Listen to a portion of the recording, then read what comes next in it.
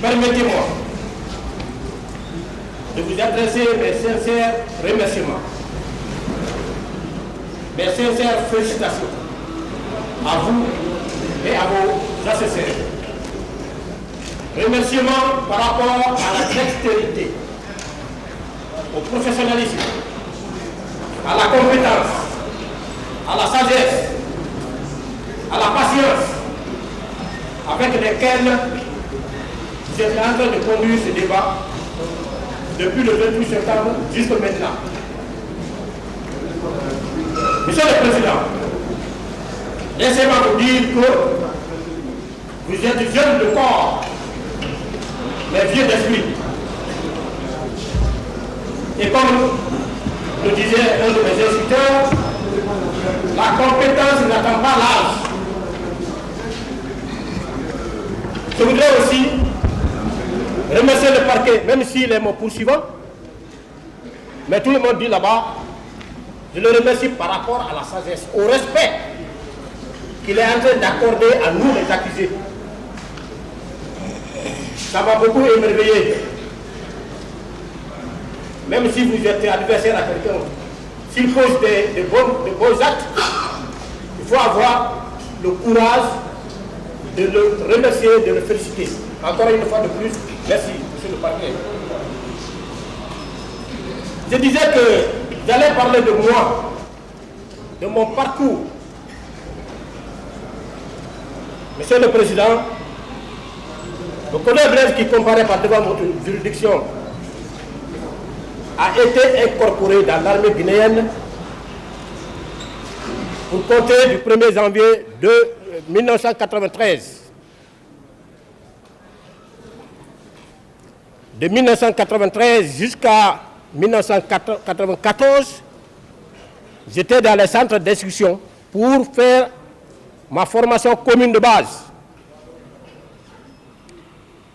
Après la formation commune de base, suite à un test organisé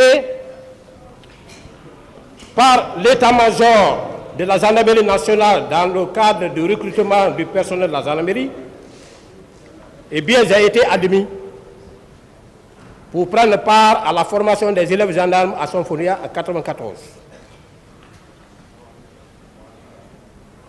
1995, fin de formation, prestation de serment à la Cour d'appel de Conakry pour être installé dans les fonctions de gendarme titulaire. 1998, suite à un autre test national, j'ai été admis pour la formation des officiers de police judiciaire. Et là, c'est là-bas où j'ai été repéré par mon directeur de stage qui m'a invité personnellement chez lui et a mis sa main sur ma tête pour me dire qu'il me bénissait parce qu'il a compris que je suis un élève qui est prêt à aller de loin. Il m'a donné des sages conseils par rapport à la gendarmerie, que la gendarmerie c'est un métier, il faut connaître. 1998, formation officier de police judiciaire terminée, habilitation donnée, j'ai été muté dans les escadrons de gendarmerie mobile. 2003, j'ai passé un concours national pour aller à l'académie militaire, où j'ai passé 3 ans, 7 mois, pour y sortir au grade de sous-lieutenant.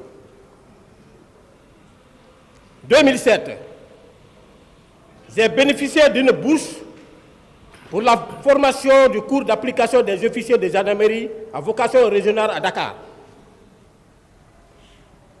C'est là aussi que j'ai compris réellement les attributions de la gendarmerie nationale. C'est là où j'ai parfait ma connaissance en matière de gendarmerie nationale. Parce que j'ai été envoyé à la compagnie de gendarmerie nationale de Thiès pour les travaux pratiques. De là, j'ai été envoyé à la préfecture de Thiès pour un stage en administration territoriale. puis au tribunal de première instance de Thiès pour mon stade parquet. C'est-à-dire qu'il était question que je sache, en tant que gendarme, quelles sont mes relations de service avec les autorités civiles, quelles sont mes relations de service avec la justice. C'est dans ce cadre-là que les différents stages pratiques là étaient organisés. Je rentre au pays.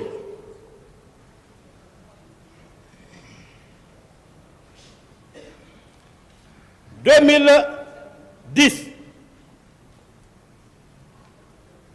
j'ai été admis au cours de commandement au camp Al-Faya, formation des commandants d'unité. À la même année, Monsieur le Président, j'ai bénéficié d'une bourse pour l'Académie internationale d'application des lois au Botswana, où j'ai bénéficié de la formation par rapport à la gestion d'une scène de crime. Des cours relatifs aux techniciens d'identification criminelle. Des cours de renseignement. Des cours de DEA dispensés par les Américains.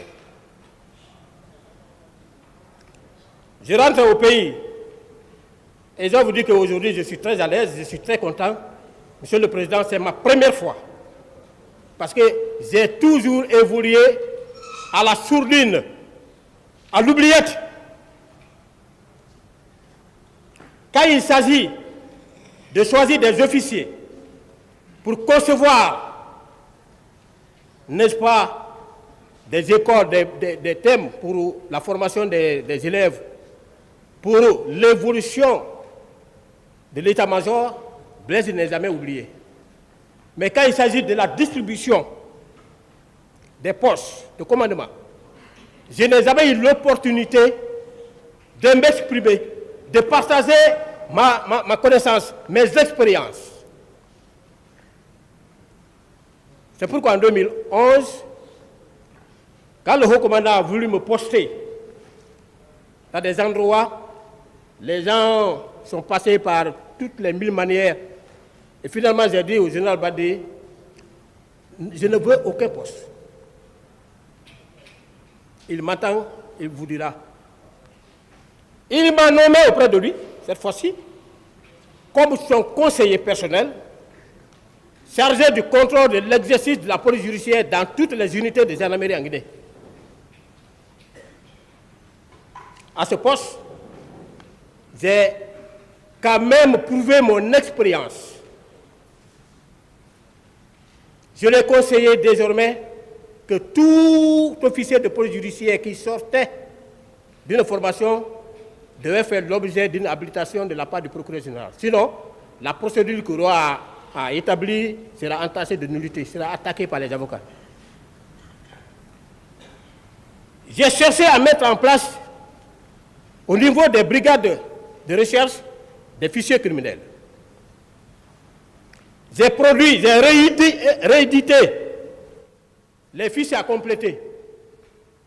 Fiches à compléter qui n'ont jamais abouti parce que les procureurs de la République refusaient de faire le retour après toute condamnation. J'ai laissé tomber. 2015, je suis allé, on m'a désigné pour la formation de la magistrature militaire. Après la formation, le stage, par décret de M. le Président, j'ai été nommé substitut du procureur au tribunal militaire permanent de Conakry. Monsieur le Président, c'est cette année, 2022, l'année dernière, pour la première fois, que j'ai bénéficié d'un décret me nommant premier chef d'un service. Procureur militaire près du tribunal militaire à formation spéciale de l'Abbé. Vous pouvez vous renseigner les actes déjà que j'ai posés, parce que quand je suis allé, au cours d'un rassemblement général qui a réuni la police, la gendarmerie, l'armée et consorts. J'ai dit que je ne suis pas venu pour envoyer les militaires en prison, mais je suis venu pour que les militaires s'envoient eux-mêmes en prison. J'ai expliqué. J'ai demandé à ceux qu'on me mette dans leur emploi de formation. Parce que les militaires, ils ne connaissent pas la loi. Surtout les sous-officiers. Il faut leur expliquer. Il faut vulgariser le code de justice militaire. Voilà, Monsieur le Président, de façon très brève, mon parcours académique. Je tiens à le faire, je vous ai dit que ce n'est pas pour me lancer des fleurs, mais je tiens à le faire parce que je vais arriver à des points où la nécessité d'éclairer la religion de votre tribunal va se poser. Je le fais non seulement pour votre tribunal, mais je le ferai pour ma propre crédibilité. Vous allez oublier, en 2018, ça c'était la dernière formation, j'ai bénéficié d'une bourse pour mon cours d'état-major en République du Gabon, où j'ai été élu par mes pairs président de la promotion. Pendant que je suis en train de vous expliquer comme ça, les Ivoiriens, les Gabonais, les Congolais et partout ailleurs sont en train de me regarder. C'est pourquoi je n'ai pas droit à mentir. Je n'ai pas droit à passer à côté. J'ai l'obligation de parler de la déontologie de mon métier. Je vais y arriver.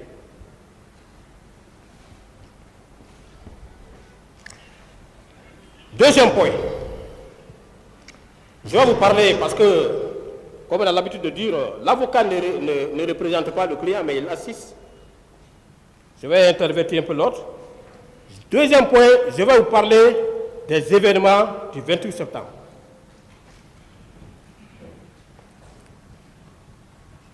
Monsieur le Président, comme je venais de vous dire tantôt, je n'ai jamais fait la cour à un poste. Je n'ai jamais demandé à un chef de me nommer à tel ou tel poste. Depuis la formation commune de base, il m'a été enseigné, pendant que j'étais encore bleu dans l'armée, qu'il n'y a pas de volontariat dans l'armée. Si je voulais faire la course au poste, aujourd'hui, peut-être que je ne serais pas à ce poste, là où je suis à l'armée. Parce que, à commencer par le ministère de la Défense, jusqu'au chef d'état-major particulier, tout le monde me connaît. Il n'y a pas quelqu'un là-bas qui va dire qu'il ne connaît pas Blaise. Je suis promotionnaire à certains et élève à d'autres. Donc, par note de service, parce que quand le CNDD est venu au pouvoir, le colonel Thieboro a été nommé secrétaire d'État à la présidence, chargé des services spéciaux, de la lutte contre la drogue et du grand banditisme. C'est un ami. Mais vous pouvez le demander. Je ne suis jamais allé le voir, dire à mon ami, comme on t'a nommé ici, je viens. C'est un homme de principe que vous voyez. On arrivera là-bas. Monsieur le Président, honorable assesseur, le colonel Thieboro, au regard de la mission assignée à son poste, a émis une demande, ou des demandes, parce qu'il y a une première demande qui est partie au niveau de la police, pour demander à ce que des cadres de la police soient mis à la disposition de son service. Il a fait la même correspondance à l'état-major de la gendarmerie pour que des gendarmes soient mis à la disposition de son service. C'est dans ce cadre que, Monsieur le Président, le colonel Blaise qui comparaît par devant votre tribunal a été officiellement désigné.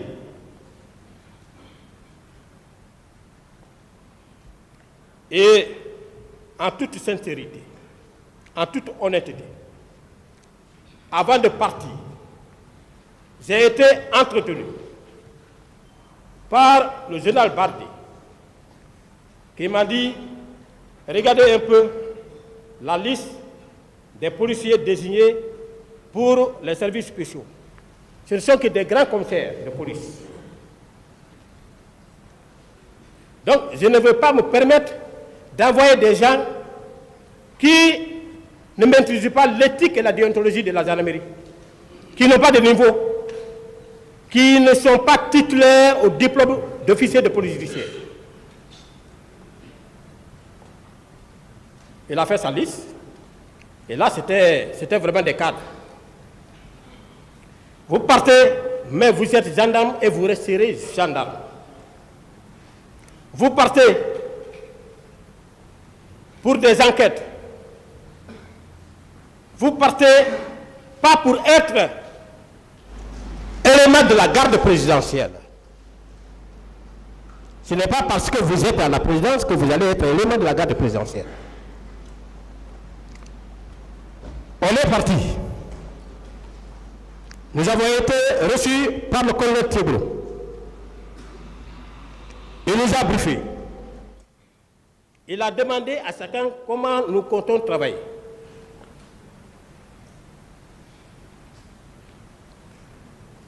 On a vu les 3 rubriques. Services spéciaux, lutte contre la drogue, grand banditisme. Chacun a donné son point de vue, évidemment.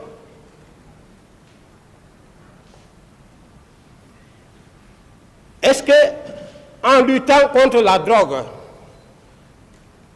on va rester assis au salon pour qu'on vienne vous dire que voilà le trafiquant de drogue? Est-ce qu'on va rester au salon pour dire que voici les grands bandits qu'on a appréhendés? On s'est plongé dans les grandes attributions, dans les grandes missions de la gendarmerie nationale. Et comme on avait l'habitude de faire, la gendarmerie nationale a 3 grandes missions, à savoir la police administrative, la police judiciaire et la police militaire. La police administrative, Monsieur le Président, je vais vous dire que c'est celle-là qui s'exécute à 85% des missions de la gendarmerie nationale.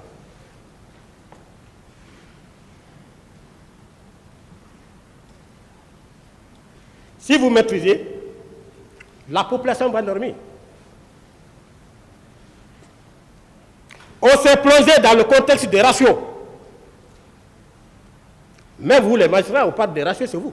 C'est parce qu'un magistrat, pour 10 000 habitants, si je ne m'abuse. Mais nous, un gendarme pour 150 à 160 habitants. Ça, c'est des études de haut niveau. Alors, la police administrative.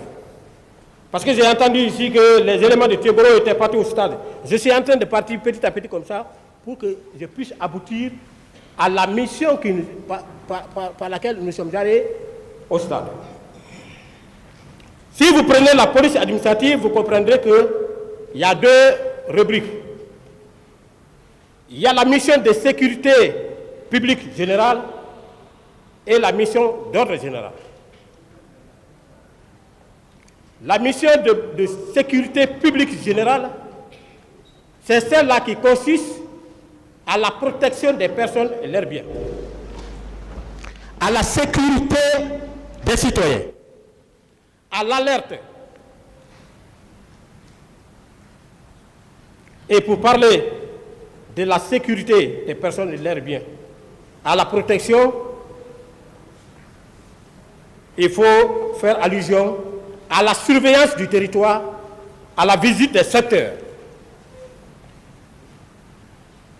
La mission d'ordre général, c'est celle-là qui est confiée aux unités des gendarmeries mobiles en cas de manifestation pour le maintien de l'ordre public. Monsieur le Président, les services spéciaux, antidrogue, grand banditisme, je n'ai jamais vu un service qui a été dans le cœur des citoyens guinéens, comme celui-là. Je n'ai jamais vu un service qui a été applaudi à Conakry ici, comme celui-là, au regard de tous les exploits qu'il faisait sur le terrain. C'est pourquoi j'ai dit que c'est aujourd'hui qu'on nous traite ainsi. Donc, à chaque fois, tous les jours, avant même les événements du 28 septembre, tous les jours que vous connaissez, nous organisions des patrouilles diurnes comme des patrouilles nocturnes. Et puisqu'il y a un adage chez nous, on dit que la présence d'un gendarme dans un lieu fait la sagesse du délinquant. Voilà ce qui motivait nos patrouilles diurnes. Il fallait faire remarquer la présence, notre présence, dans tous les quartiers de Conakry. Ça, c'est un. Deuxièmement, procéder à l'identification des différents accès aux différents points compliqués. Pour que ces coins compliqués-là soient visités la nuit. Je veux parler par exemple de la forêt de Kakimbo. Forêt que j'ai visitée, nous avons visité à 1h, 2h, 3h du matin. Et une forêt à l'intérieur de laquelle, pendant nos visites nocturnes, nous avons eu à mettre main sur des personnes armées.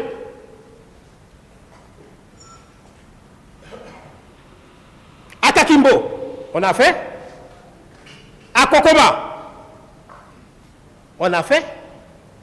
Où d'abord il y a eu un échange de coups qui a porté atteinte même à un de nos éléments.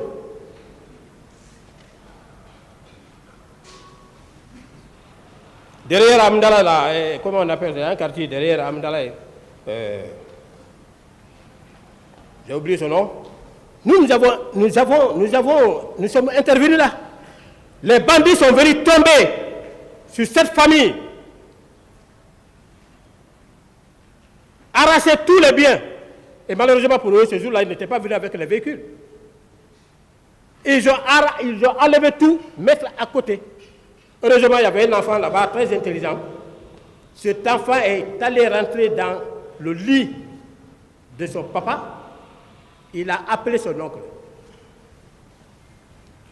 Teboro avait déjà mis à disposition des numéros verts sur lesquels tous les citoyens devaient nous joindre en cas de nécessité. C'est sur le numéro vert là qu'on a été joint et qu'on est intervenu, on est arrivé à temps. La famille a été sauvée. L'opposant Mouktar Diallo, lors d'une de son arrivée de l'étranger, vous savez, au temps de CNDD, ce n'était pas facile. Les gens ont voulu relayer ça autrement. Moi, j'étais en tournée vers, comment on appelle, Bonfi.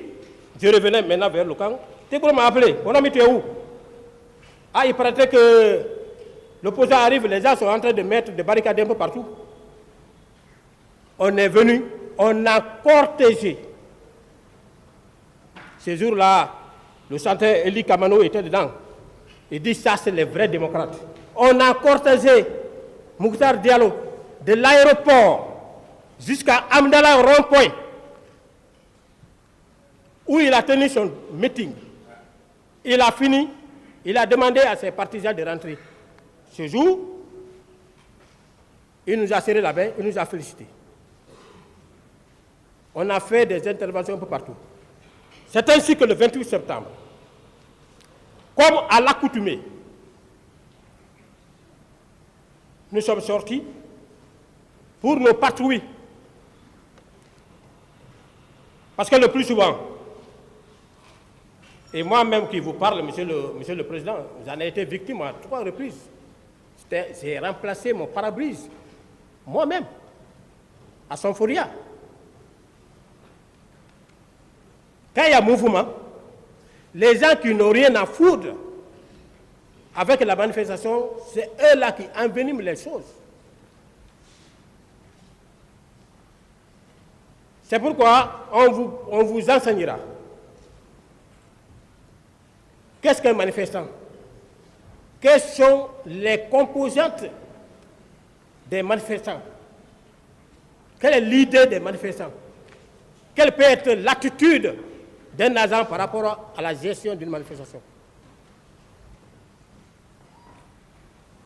Donc ce jour, on est sorti, comme à l'accoutumée, on faisait notre patrouille. Moi, j'ai quitté le camp Alpha. Je suis allé à Anko 5. Anko 5, je suis allé vers Lambaye.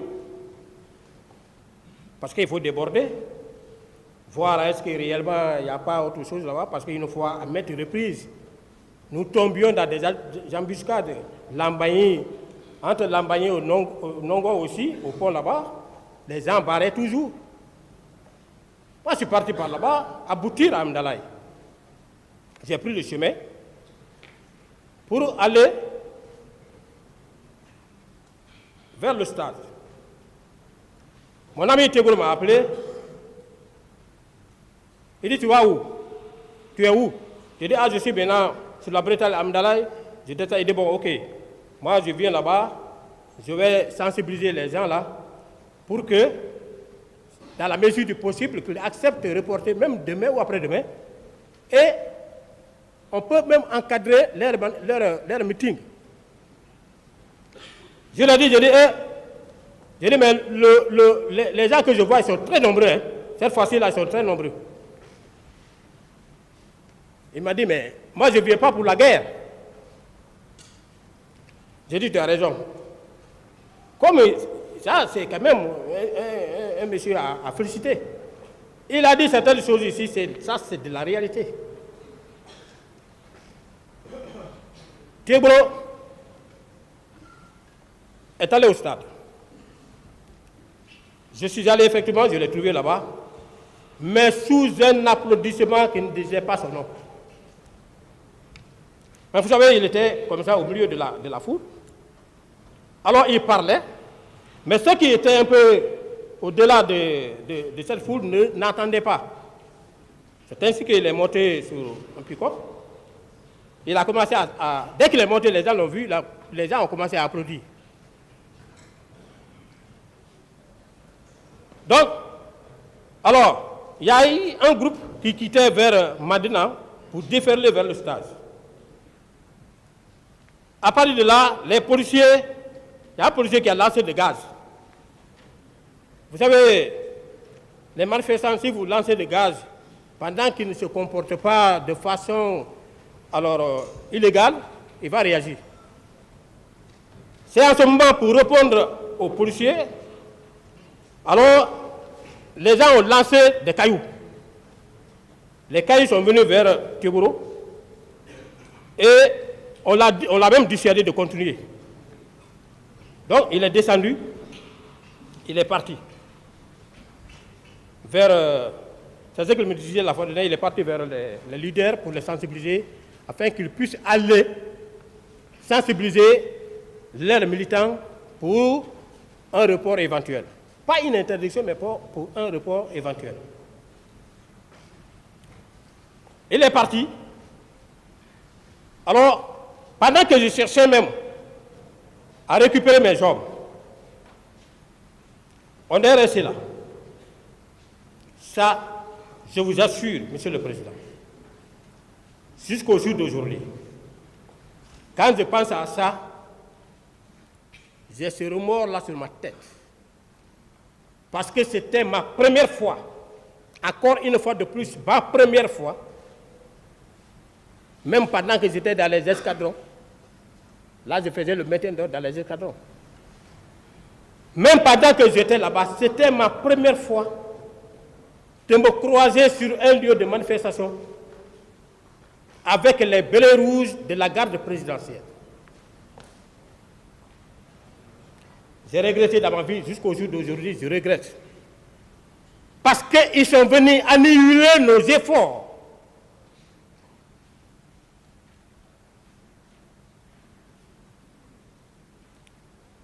Ils sont venus à bord de 4 ou 5 pick-up comme ça. Ils sont descendus. C'est Toumba qui était devant. Toumba est descendu. Quand il est descendu, il s'est arrêté comme ça. Les autres sont descendus, ils l'ont encerclé. Et il a pris le départ pour l'intérieur du stade en tirant. Nous, on a décroché, on a quitté. On ne pouvait pas y rester. Connaissant Toumba, que je vois là, vous ne l'avez jamais découvert. Il est en train de parler, il est venu ici, dans son plan d'intervention, il a misé sur la récitation des versets coraniques pour faire savoir aux gens qu'il est limpide. Monsieur le Président, si vous avez eu la malchance de découvrir Toumba pendant le temps du CNDD, vous l'aurez haï à jamais.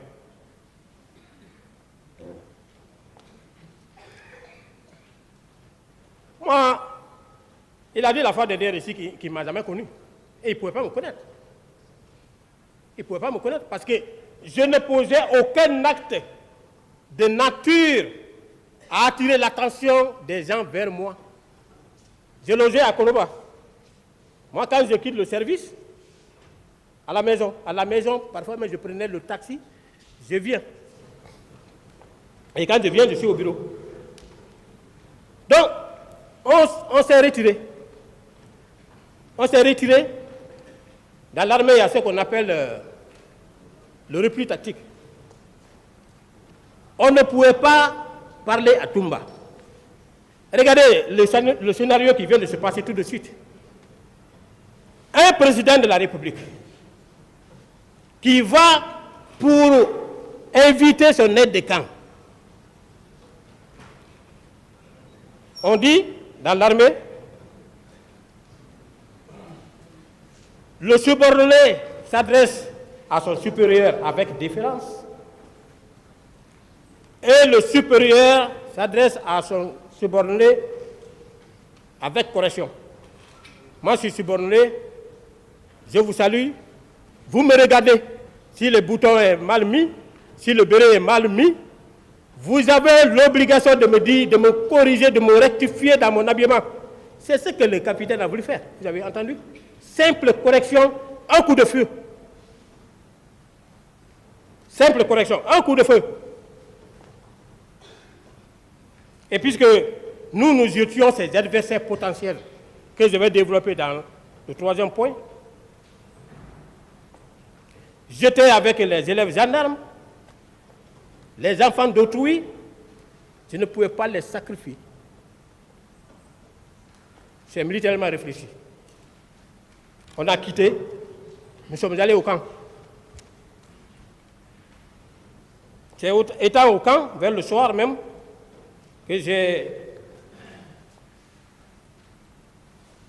suivi à la radio le témoignage de Jean-Marie Douré, qui félicitait le colonel Tebro. Il a dit que c'est grâce au colonel Tebro qu'il a eu la vie sauve avec Dalain et Sidia. J'ai dit, ah. Donc, Monsieur le Président, c'est après aussi à la radio que j'ai entendu que le commissariat de police de Bellevue a été incendié, ainsi que celui de Dixine. 2 jours après, nous avons reçu au siège là-bas, c'était ma première fois même de prendre contact avec cette radio, parce que je n'avais jamais entendu, la phrase 3, qui est venue avec un barge, qui a demandé à Tibro de désigner des gens pour aller visité les différents sites, parce qu'on avait découvert les précurseurs dans le cadre de la fabrication des drogues qui étaient stockés à Donéa, à Kisoso, à Gbessiaport 1 et 2, et en même temps procéder au constat de ce qui s'est passé. C'est ce jour-là, pendant notre tournée, que j'ai pu voir effectivement que port 1, port 2, Kisoso, comme il faisait un peu tard, on n'a pas pu faire le déplacement vers Doti. Voilà, Monsieur le Président. En petits mots, en résumé, pourquoi Goum Blaise s'est retrouvé ici. Et en réalité, ma présence au stade est un cas. Mais poser des actes répréhensibles en est un autre.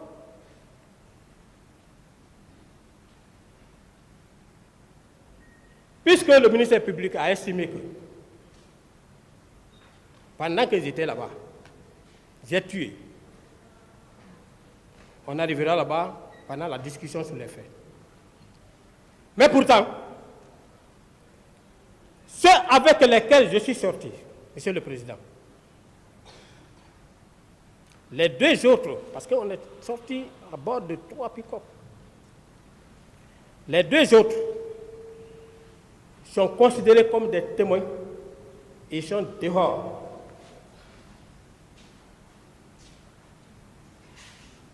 Les deux autres avec lesquels je suis sorti, dans leur témoignage, dans leur déposition, personne n'a parlé de moi dans le mauvais sens. Personne. Personne. Personne n'a dit que quand on s'est retrouvé à Blaise à faire ça, non, je n'ai vu. C'est pourquoi pendant mon interrogatoire devant le juge d'instruction, je l'ai dit, j'ai dit, monsieur le juge, vous me signifiez des faits, est-ce que vous avez des preuves? Non, bon, il n'y a pas, pour le moment, vous allez voir ça devant. Qui a dit que j'ai fait ceci, j'ai fait cela? Ah, c'est les gens qui ont dit ça.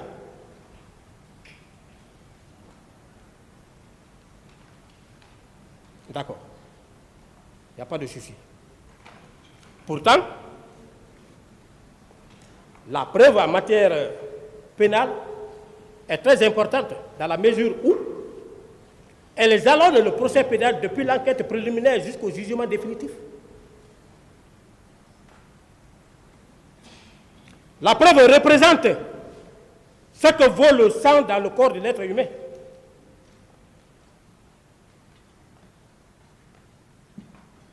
Et je vais vous dire une chose. Le juge d'instruction lui-même, il me connaissait.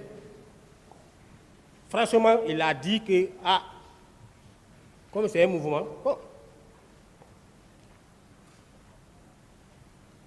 Le procureur général aussi me connaissait. Il m'a connu pendant que c'était sous-officier. Je sais ce qu'il m'a dit. Mais maintenant que nous sommes ici, je pense que tout va être un peu clair. Si j'ai fait quelque chose, eh bien, on va me le notifier, on va débattre devant vous, parce que la dernière instruction, c'est ici. La dernière instruction, c'est ici. Voilà.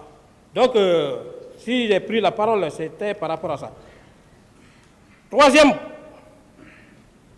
point, c'est par rapport à ma réplique contre les différentes contre-vérités articulées contre moi par le commandant Touba. Il a dit que le CNDD a procédé à un recrutement des recrues qui étaient à Kalia. Il a dit que c'est le colonel Bienvenu qui était le directeur, Jean-Louis, directeur adjoint, colonel Blaise, le formateur principal. Et que lui, il rendait compte au fur et à mesure de l'évolution du programme au capitaine Moussa Dadis Camara, président. Monsieur le Président, en toute sincérité, c'est à la maison centrale ici que le capitaine Moussa Dadis, le président Dadis, a fait ma connaissance, m'a découvert. À la maison centrale ici. Et vous savez, c'était à quelle occasion? À quelle occasion? Vous savez, mais moi, j'aime toujours échanger avec les gens. J'aime partager mon savoir pour ne pas que j'oublie. C'est quand je l'ai dit que j'ai fait mon cours d'état-major au Gabon, voyant que dans leur promotion, ce sont les meilleurs qui partaient au Gabon. Il était assis là-bas, il s'est levé. Il est venu, il m'a serré la main. Que vous êtes un grand monsieur. Mais où vous étiez pendant le CNDD? Je ne vous ai pas découvert à temps où vous étiez. Moi, j'étais à l'antidrogue.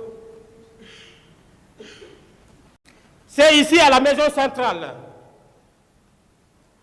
que le colonel Pivi a fait ma connaissance.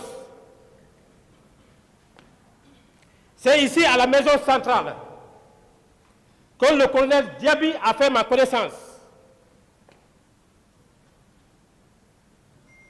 Quelqu'un qui est délinquant, quelqu'un qui est meurtrier, quelqu'un qui est violeur, quelqu'un qui est voleur, on peut le découvrir à temps.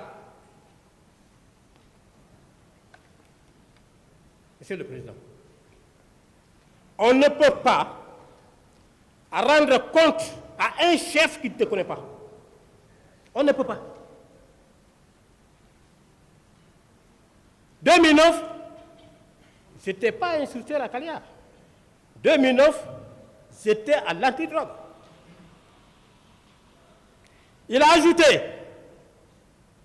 que nous, Koné Blaise, faisait partie des proches de Dadis et que le 27 même, chacun de nous avait un pick-up neuf. De grâce. Vous demanderez, monsieur le procureur, parce que vous avez sous vos responsabilités les officiers de police judiciaire. Le haut commandant est là, vous pouvez vous renseigner auprès de lui. Qui est colonel Blaise? Qui l'a été? Je n'ai jamais eu un véhicule de commandement au temps du CNDD. J'étais qui pour avoir un véhicule de commandement? Il dit que j'étais proche au président Dadis. J'avais quelle responsabilité à jouer? Quel poste de responsabilité que j'ai bénéficié, monsieur le Président? Quel poste de responsabilité? Alors qu'il y avait mes amis là-bas. Je suis un officier aguerri. On ne blague pas à la présidence. Quand tu n'es pas connu là-bas, tu ne dois pas t'approcher. Si tu t'approches, si on met quoi que ce soit sur toi, c'est toi qui auras cherché. Blaise Goumou a été toujours à lui-même. Puisque moi, je n'avais pas de soutien, parce que quand on n'a pas de soutien, pour te faire pousser un peu devant, pour faire ta promotion, c'est difficile. Mais comme j'ai compris tôt, pour avancer en grade, j'étais obligé de m'arranger parmi ceux-là qui optaient pour la formation.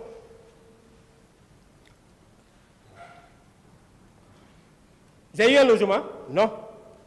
Alors, Toumba qui dit qu'il n'était pas proche de Dadis après 3 mois,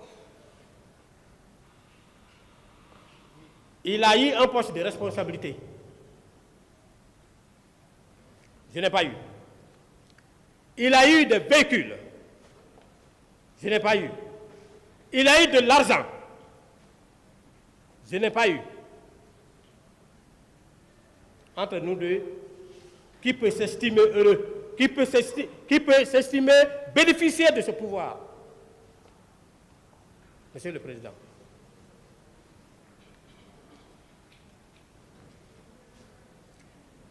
Aide de camp.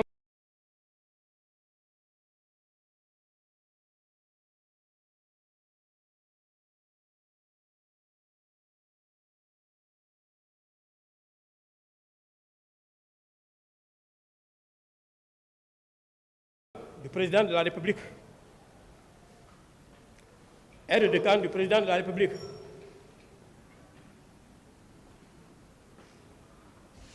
Qui a joué un rôle qui a dépassé ses prérogatives. Un aide de camp est subordonné à un commandant de la garde présidentielle. C'est pourquoi, pendant le passage du président Nadis, je tombais de nuit. C'est un homme de Dieu. Sinon, on l'aurait éteint dès les premières heures. Quand l'aide de camp, mais le président n'a pas de chance.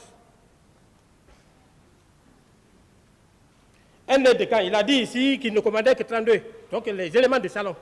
C'est-à-dire que les éléments de la garde rapprochés de M. le Président de la République. Mais je ne cherche pas ailleurs, je cherche des preuves dans sa propre déclaration. Il a dit qu'il avait reçu un compte rendu de la part de Begré, qui était le commandant de Koundara, que quelqu'un, je veux parler de Bakambo, est allé arrêter deux de ces éléments. Il a dit, pourquoi tu as accepté, tu ne t'es pas référé? Un aide de camp, sa responsabilité ne va pas jusque là-bas. Le camp de Koundara, le camp Kaméen, le camp de Gir, au kilomètre 36, au Petit Palais, ce sont des échelons du troisième, c'est-à-dire que ce sont des échelons éloignés, qu'on appelle le troisième échelon de la garde présidentielle, qui relève de la responsabilité exclusive du commandant de la garde présidentielle. Mais lui, il commandait tout cela. Premier échelon, ce sont les éléments du salon qui assurent la garde rapprochée de M. le Président de la République. Deuxième échelon, ce sont les éléments-là qui contrôlent les différentes issues du camp. Vous ne pouvez pas rentrer au camp tant que vous ne soyez contrôlé par ces éléments qui sont dans les différentes portes. Troisième échelon, ce sont les différentes positions dont je viens de faire allusion. Si vous prenez par exemple le GIR, Monsieur le Président, il commandait le GIR. Et le GIR contrôle le barrage Kaka. C'est-à-dire qu'aucun convoi ne pouvait venir de Kindia pour Conakry, pour le camp Alpha, tant que lui-même ne soit informé. Le GIR, il contrôle le barrage 66 sur la route de Forêt-Caria. Aucun détachement ne pouvait venir de là sans qu'il ne soit informé. Et si leur présence échappe au contrôle de ces éléments, mais pour accéder au camp. Monsieur le Président, Toumba a dit qu'il est venu au stade à la recherche du président. Il a cherché à distraire, à faire passer par. Mais ça, c'est des pures contre-vérités. Cet argument ne peut pas justifier sa présence là-bas ce jour. Je vais vous dire pourquoi. Le rôle d'un aide de camp. Un aide de camp est cet officier aguerri qui suit le président de la République dans tous ses déplacements à caractère militaire ou civil, à caractère privé ou public, à l'intérieur du pays comme à l'étranger, et doit loger dans une chambre qui soit à proximité de celle du président de la République. Il assure le confort de M. le Président de la République. Il constitue la mémoire, les oreilles, les yeux de M. le Président de la République. C'est en réalité, c'est un monsieur qui ne peut jamais échapper en aucun moment du moins, le mouvement du président de la République. Il a dit qu'il a dissuadé le président à ne pas se rendre au stade. Alors le président est rentré. Et lui aussi, il est rentré. Qui l'a informé que le président est sorti? En tant qu'aide de camp. Le président a dit qu'il avait mis au-dessus de tout le monde, par mesure de confiance. Alors que le poste qu'il occupait, il ne méritait pas. Parce qu'à la prise de pouvoir, c'était un simple sergent. C'était un simple sergent. Un sergent qu'on bombarde avec le grade de lieutenant. Et nous, pour y parvenir, parce qu'à la prise de pouvoir, moi j'étais lieutenant. Mais j'avais mon diplôme. Mes 2 diplômes. Le premier diplôme qui m'a permis d'avoir le grade de sous-lieutenant. Deuxième diplôme que j'ai cherché pendant une année en dehors de notre territoire national m'a permis d'accéder au 2e galop.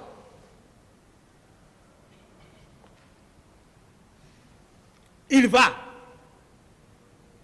On le bombarde de lieutenant. Aucune formation. Il n'a même pas le CAT1.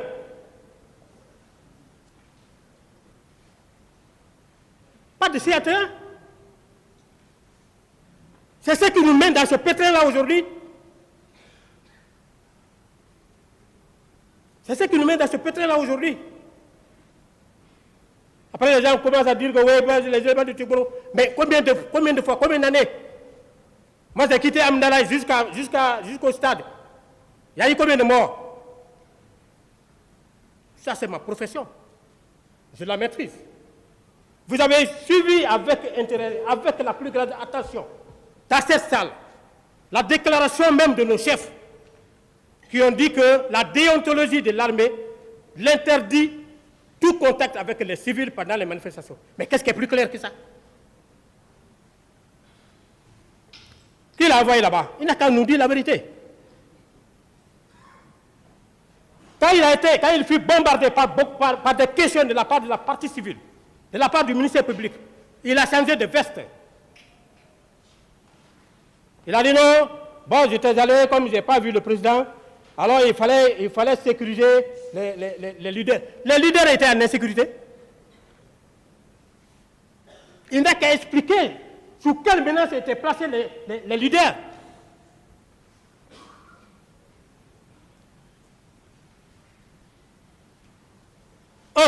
Deuxièmement, est-ce que les institutions républicaines étaient menacées? Est-ce que les manifestants marchaient en direction de la présidence? Mais ils marchaient au sens opposé. Quitter stade ici jusqu'à la présidence, ça fait plus de 10 km. Est-ce que la présidence était menacée pour qu'ils décrochent ces éléments pour venir? Monsieur le Président, il faut qu'on soit sincère, il faut que les gens soient sincères. Le pays a besoin de nous tous.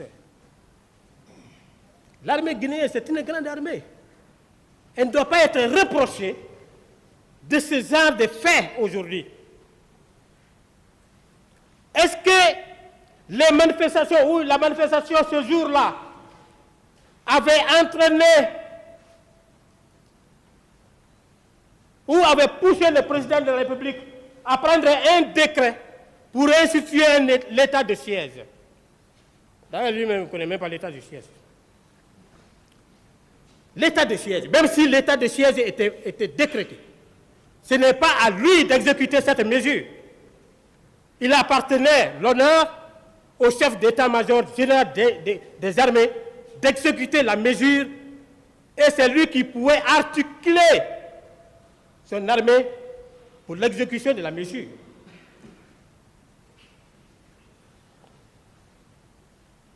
Vous laissez le président qui est en train de se reposer là-bas, vous venez. Après, il fait croire aux gens que ce sont les proches de Dadis, de Blaise Goumou, qui ont cherché à faire le pouvoir et à défaire ce même pouvoir.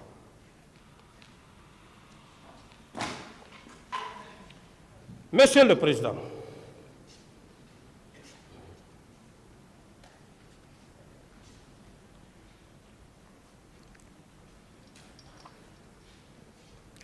a dit,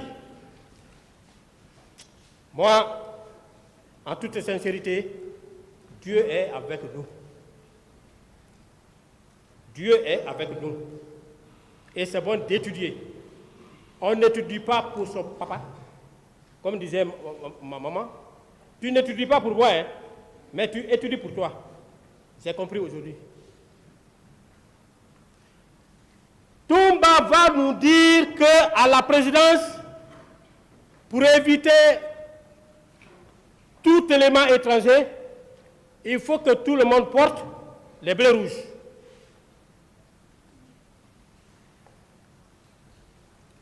Que tout le monde porte les bleus rouges. Il a dit à mon chef a répliqué.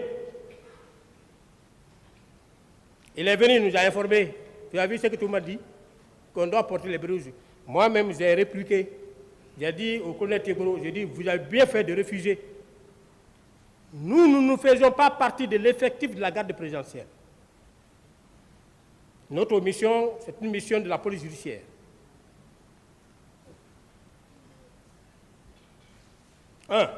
Deuxièmement, si nous portons les bleus rouges à la présidence, parce que moi je voyais le comportement de la garde présidentielle, qui partait tomber sur les gens. Plus de 24 véhicules qu'on a récupérés dans les mains des éléments de Toumba. Moi, j'ai dit que je ne porte pas, parce que, heureusement, je venais fraîchement de Dakar, où dans les cours de la police militaire, on m'a enseigné les différentes infractions d'ordre militaire qu'on voit aujourd'hui dans le code de justice militaire. Ces infractions, je les ai étudiées avant la création même du tribunal militaire à la République de Guinée ici. Si je mens, au sortir à la fin de ce procès, Monsieur le Président, je prendrai mon cahier, je viendrai le mettre devant vous. Et vous allez comprendre, vous allez comparer le contenu là au contenu du code de justice militaire. Si ce n'est pas de la même manière que c'est articulé, ne me crois plus.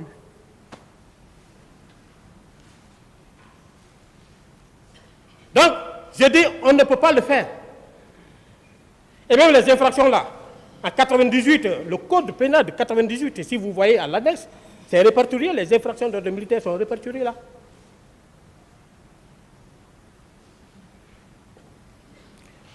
Je dis, si nous portons le bleu rouge, Toumba que nous voyons comme ça là, il va créer autre chose, il va être reproché par le président Dadis, et il sera en mesure de dire que ce n'est pas seulement ces éléments qui portent les bleus rouges. Et si nous portions les bleus rouges, si nous avions accepté, nous avions été bénis, oui, comme il avait fini d'influencer tous les militaires du camp Alpha, il avait fini d'influencer même les chefs militaires, parce qu'il était proche du président. Vous l'avez écouté. Quand il est venu à l'état-major de la gendarmerie nationale, la manière dont il s'est comporté vis-à-vis du chef d'état-major de la gendarmerie nationale. Moi, je l'ai dit ce jour-là. Si moi j'étais chef d'état-major de la gendarmerie, il allait se retrouver dans la corde. Moi, c'est un gendarme. Hein. Et il y a un adage qui dit que le gendarme est un militaire à part entière. Le gendarme est un militaire particulièrement à part. Et c'est cette spécificité qui fait du militaire de la gendarmerie nationale un militaire d'élite. Il allait se retrouver dans la corde. Moi, je n'allais pas demander l'avis du président. Moi, j'allais le mettre dans la corde. Il quitte là-bas. Il va voir un officier supérieur dans le but de récupérer ces éléments. Cet officier, le connaissant, a cherché à se faufiler. Il a appelé. Il a agenoué un colonel. Il a dit, je ne cherche pas ailleurs, hein. Je développe ces idées. Il a agenoué. Il dit qu'il a arraché ses galons et il a tiré en face. Voilà un monsieur qui dit, par devant votre auguste bar, auguste tribunal, qu'au moment où il venait au pouvoir, les militaires étaient incontrôlés. L'armée guinéenne était incontrôlée. Comparez ces agissements à ceux-là qu'il qualifie d'incontrôlés. quelqu'un qui a déjà le pouvoir, qui constate que l'armée est incontrôlée, qu'est-ce qu'il pouvait faire? Proposer au président de la République de procéder à ce qu'on appelle la réforme de l'armée. C'est ce que le professeur est venu après tout, hein. On a vu. Il a dit, un aide de camp, il détenait 4 grenades. La grenade n'est pas une dotation individuelle dans l'armée guinéenne. On donne la grenade pour des nécessités, pour des besoins. Surtout en guerre. Toi, tu portes. C'est pourquoi je dis que le président était en danger. Il le regrette aujourd'hui de ne m'avoir pas connu à temps. J'allais prouver, j'allais monter mon expérience.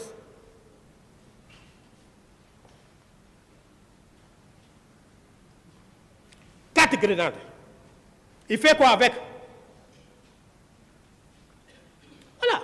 Si c'était un officier, académicien, vous pensez qu'il allait prendre la responsabilité sur lui de se comporter de la sorte? Non.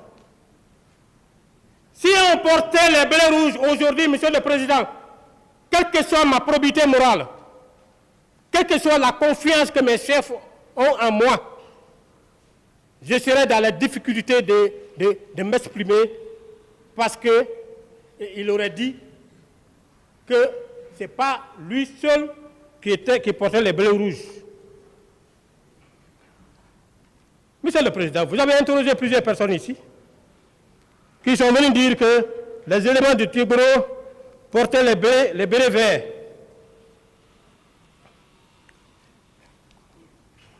A commencer par Keita. Keita a dit. Et puis, Kalonzo a dit la même chose. Le président Dadis a dit la même chose. Hein? Pivi a dit la même chose. L'autre jour, on a exhibé ces photos qui ont été rejetées par ses avocats. Alors, je ne sais pas si Maître Ouri est là ou bien DS. A une des questions de savoir, pendant la reconstitution des faits relatifs à l'attentat d'assassinat du président Dadis, qui a circulé dans tous les réseaux sociaux avant même notre interpellation, cessez à chose, à Bakambo. Il est en train d'être interrogé par le commissaire Massaré de l'antidrogue et il est cortégé par des éléments de l'antidrogue. Regardez leur habillement.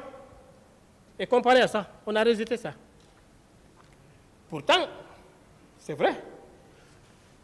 Ces avocats ont exhibé une photo dans laquelle le colonel Tigboro est arrêté avec son garde-corps en bleu rouge. C'est ce qu'on a pris comme preuve que les éléments de l'antidrogue portaient les bleus rouges. Mais c'est un ministre. Promenez-vous à travers Conakry, même à la douane ici, allez-y voir, est-ce que c'est les données seulement qui gardent le directeur général? Chacun est libre. Si le commandement te donne un tel militaire, vous ne pouvez pas dire que non. Vous exprimez vos besoins. Et puis, un seul. C'est le deuxième là qui lui a balancé la grenade au camp Al-Fayed.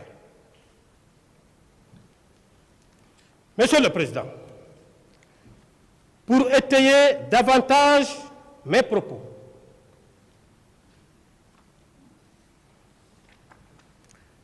permettez-moi de vous faire la lecture des leaders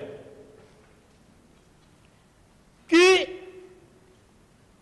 étaient supposés être sauvés, protégés par Toumba. Je ne peux pas aller protéger quelqu'un qui ne soit pas en mesure quand même de reconnaître mes efforts.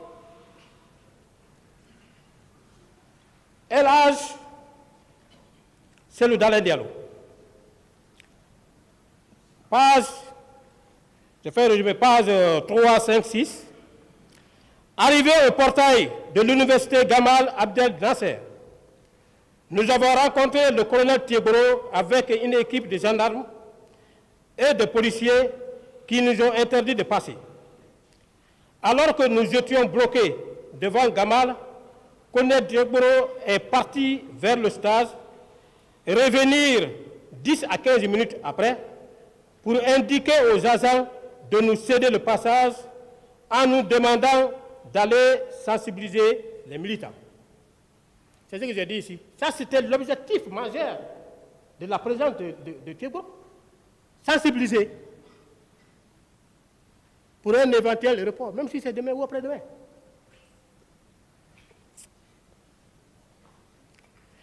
Les informations à notre position faisant état à 2 morts parmi les manifestants. Sur la demande de Diagboro, nous sommes rentrés au stade pour aller prendre place au Présidium. Nous étions tous heureux pour ce qu'on a considéré comme notre victoire. Chacun manifestant sa joie de sa manière. L'ambiance était bon enfant, aussi bien à la tribune que sur les gradins. C'est dans ce contexte de réjouissance que les Bleus rouges, avec leur tête Toumba Diakité, ont fait irruption dans le stade.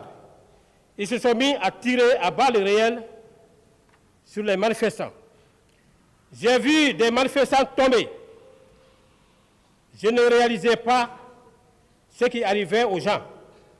C'était une panique générale. Les gens tombaient par dizaines.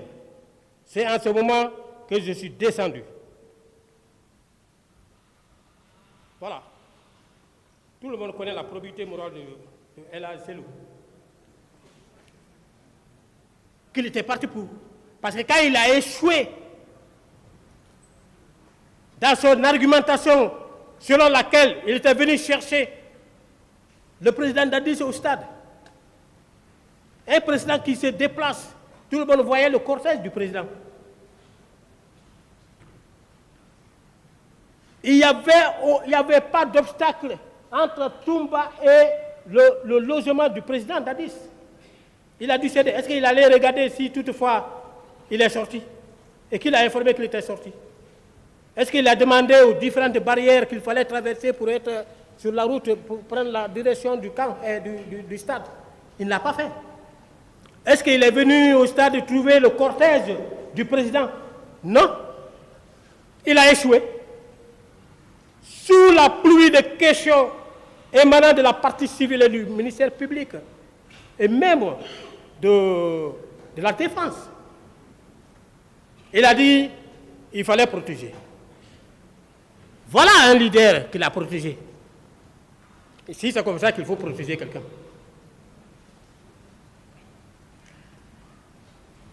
En dehors de Diagboro et de Toumba Diakité, je n'ai pas pu identifier un autre agent.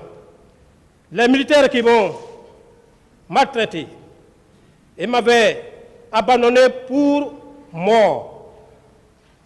C'est plus tard que j'apprendrai que Baouri et un de mes gardes qui m'ont récupéré pour m'embarquer dans la voiture de Diagboro, qu'ils ont rencontré par hasard à la sortie du stade. Selon les mêmes témoignages, j'ai été évacué à la clinique Ambroise Paré, où un militaire qui serait proche de Dadis a menacé de faire sauter la clinique au cas où on me débarquait. Voilà les agissements. Et ça ne pouvait qu'arriver comme ça, Monsieur le Président. Ça ne pouvait arriver comme ça. Les agissements. L'Océnifal, deuxième, pour ne pas trop jouer, deuxième, c'est tout le temps. Page 3, l'Océnifal. À la tête du contingent, j'ai reconnu le lieutenant Toumba Diakité lorsque nous avons compris que ça tirait sur les manifestants. J'ai demandé à mes collègues de rester sur place. Nous avons attendu là et les jeunes sont venus former un cordon autour de nous. Entre-temps, Toumba Diakité et ses compagnons sont venus les disperser pour s'en prendre à nous. Nombreux parmi nous ont été battus et blessés. Selou, Sidya Touré, Mouktar Diallo et moi-même avons été arrêtés comme les meneurs. De la tribune, nous avons été descendus de la pelouse où nous avons vu des corps et des militaires qui déshabillaient et violaient les femmes.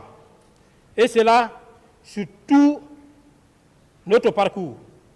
Nous avons trouvé Jean-Marie Doré, blessé à l'esplanade entre les mains des militaires. Lorsque Toumba a constaté que nous étions tous ensanglantés du fait de nos blessures, il nous a conduits à la clinique Ambroise Paré pour des soins. Mais le ministère après la mort, négatif. Le repentir actif ne répare pas l'infraction. Dans ce sens-là. Si c'est repenti, parce qu'il a vu que la situation était déjà grande. Voilà. Ce sont des petits résumés que je donne pour que vous puissiez quand même cerner et éventuellement attendre les questions. Monsieur le Président, je passe au 4e point, relatif aux différentes infractions pour lesquelles je suis par devant vous. Je suis poursuivi par le ministère public, par devant votre juridiction, des infractions contenues dans l'ordonnance de renvoi, dont, entre autres, le meurtre, l'assassinat, complicité de viol, coups et blessures volontaires, vol à main armée et complicité de vol à main armée. Ça n'arrive qu'aux vivants.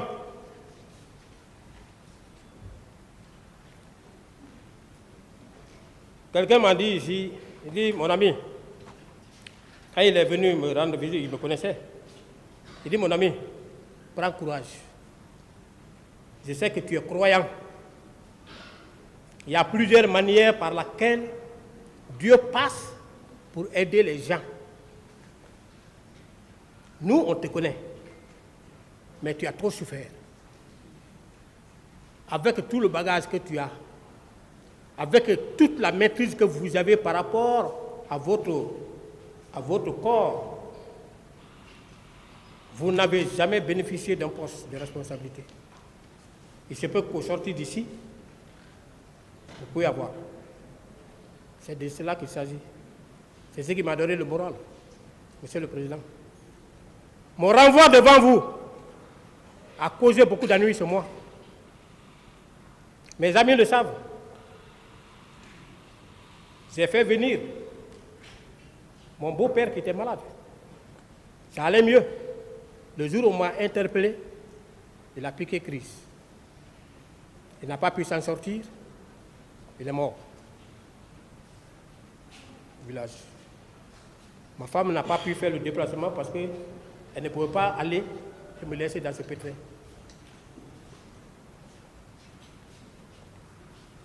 Donc, on me dit que je suis poursuivi pour meurtre. Et le meurtre, c'est simple. C'est ce que j'ai dit au juge d'instruction. Mais quelle est l'arme que j'ai utilisée pour tuer? Quelle est l'arme que j'ai utilisée pour tuer?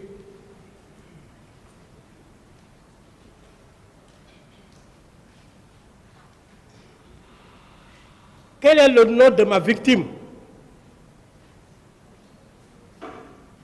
Quel est le résultat de l'examen balistique? Présentez-moi l'arme, donnez l'arme aux spécialistes. Ils vont examiner. Peut-être qu'ils vont relever mes empreintes. Quelle est la balle qui a été soustraite dans le corps de ma victime?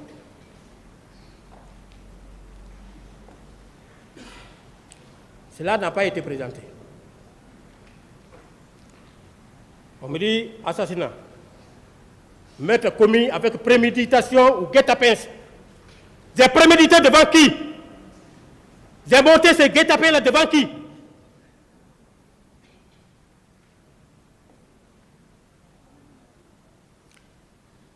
Je suis fort moralement. Ça ne va jamais m'empêcher de faire mon travail au sortir d'ici. Si je le fais, ça va être un poids moral que je ne vais jamais me défaire. J'ai appris pour ça. Ce pays-là a débloqué de l'argent pour assurer ma formation à l'étranger. Je ne vais jamais trahir ma nation. Je suis ici aujourd'hui. Je ne suis pas prêt à trahir mes serments. Je suis placé sur 3 serments, Monsieur le Président. 3 serments. Premier serment, c'est mon entrée, ma titularisation au niveau de la gendarmerie nationale. Deuxième serment, mon départ du grade de sous-officier au grade officier. J'ai prêté serment devant le président de la République. Troisième serment, mon installation dans mes fonctions du procureur, du magistrat militaire.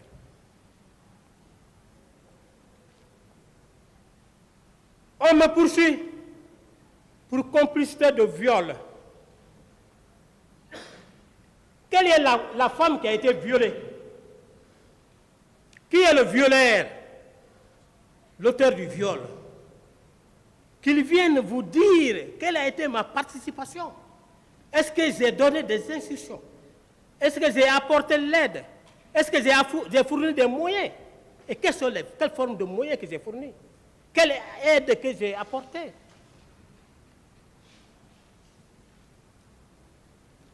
Que tout soit déballé ici. En toute sincérité, moi j'avais dit,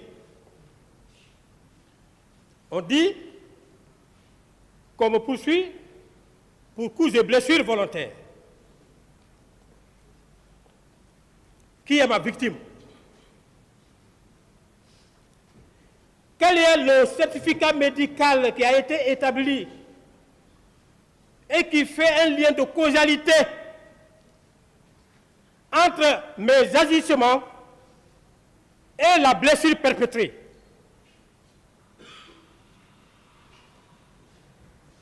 On me la voit. Pour que cela soit discuté. Pour que mes parents qui me regardent aujourd'hui, mes chefs qui me regardent aujourd'hui, mes amis qui me regardent à travers le monde, puissent savoir effectivement, les gens avaient raison de l'interpeller. Ou ils puissent savoir effectivement qu'on l'a interpellé parce que. Je vous ai dit ici que j'ai été victime, je suis victime d'une discrimination qui ne dit pas son nom. Qui ne dit pas son nom. Je sors avec 2 autres. Je ne suis pas contre eux, parce que j'ai confiance en eux. Mais qui sont là-bas et qui c'est-à-dire qu'eux-mêmes, ils sont étonnés du fait que je suis ici. Tout le monde, tous ceux qui ont servi à l'antidrogue, sont étonnés aujourd'hui. Pourquoi je suis là? On me poursuit. Ça, c'est vraiment, c'est écœurant. C'est écœurant. Monsieur le Président, que je suis poursuivi pour vol à main armée. Vol à main armée. En même temps, complicité de vol à main armée. J'ai volé qui? Qu'est-ce que j'ai volé? Qu'est-ce qui a été retrouvé chez moi suite à une perquisition domiciliaire qui soit en lien avec le vol qu'on reproche?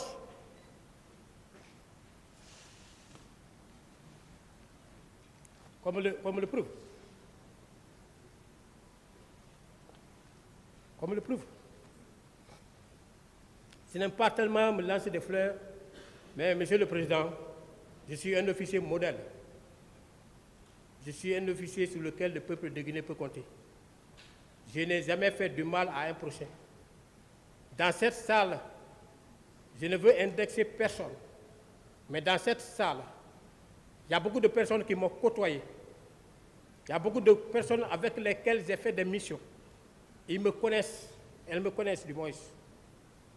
À un moment donné, elles-mêmes me disaient, ces personnes, que vous portez la tenue seulement, mais vous n'avez plus un esprit militaire.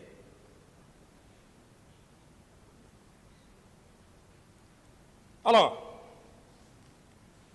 pour ne pas aller trop loin, je voudrais, Monsieur le Président, en toute sincérité,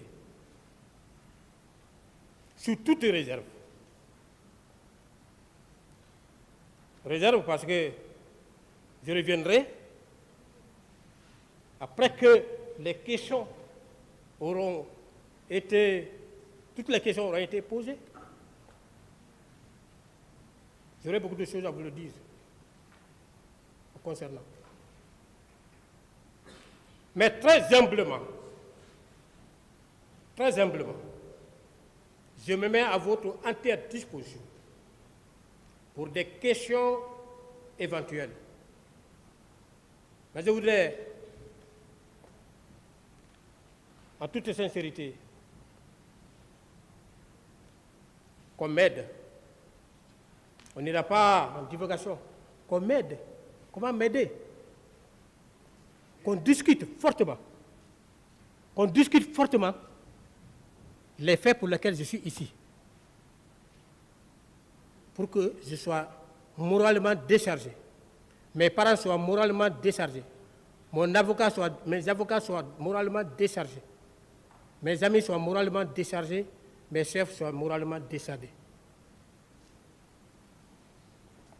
Aujourd'hui, je suis là. Les gens sont en train... Bon, je ne reviens pas dans tout ça là. Merci, Monsieur le Président. Honorables assesseurs, je suis à vous. L'audience est suspendue.